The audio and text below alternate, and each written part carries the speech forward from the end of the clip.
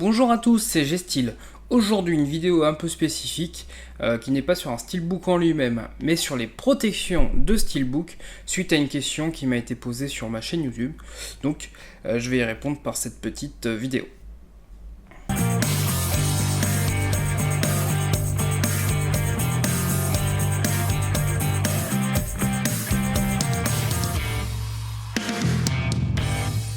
Donc concernant les protections, vous avez tous eu des fois accompagnant un steelbook une protection souple.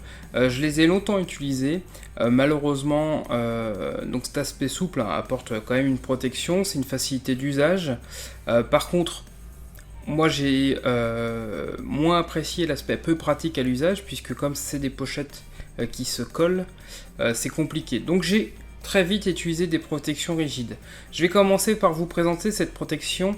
Donc c'est la protection qui est vendue normalement pour un steelbook chez Film Arena. Donc protection, ils appellent ça PET Slip Cover. Cette protection, donc, elle a l'avantage d'être peut-être la plus résistante, certainement le plastique le plus épais dans les protections rigides que j'ai pu acheter. On voit une petite marque de couture sur la partie tranche, mais enfin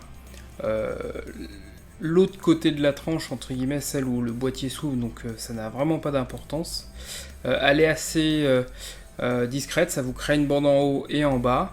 Maintenant j'ai toujours peur en refermant entre guillemets le petit rabat à chaque fois de venir peut-être rayer ou frotter sur la partie supérieure du steelbook, donc ça c'est peut-être l'inconvénient, mais son inconvénient majeur c'est qu'elle est un petit peu trop ample.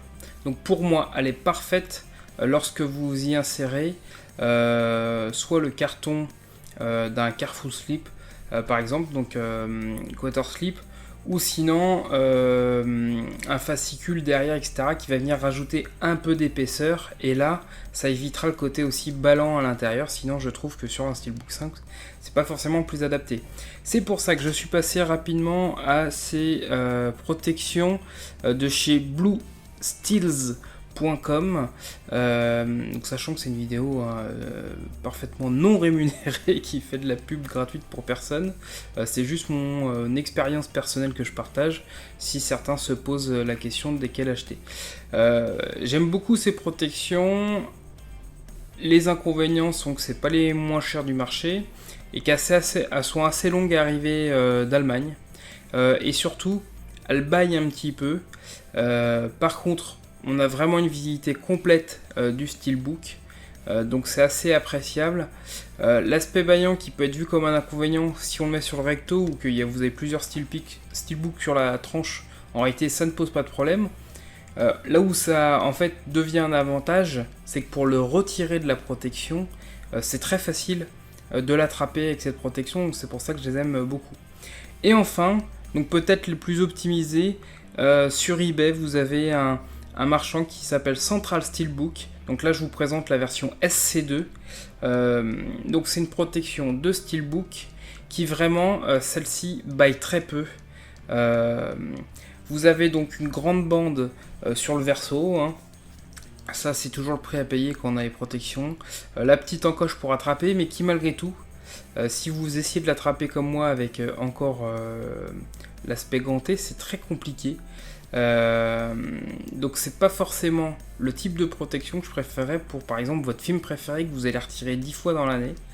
Je suis pas certain que ce soit le choix le plus indiqué. Par contre pour du steelbook premium qui comme moi vous allez afficher de façon très visible, etc., c'est vraiment le rapport qualité-prix que j'ai préféré sur le net, sachant qu'ils vendent également des versions où vous n'avez pas forcément l'arrière, des versions jumbo, etc. Enfin, ils vendent différentes protections. En tout cas, le message, c'est protéger vos steelbooks, ça a tellement de valeur, c'est important. Merci de me suivre, j'espère que la vidéo vous a plu, et à bientôt, ciao.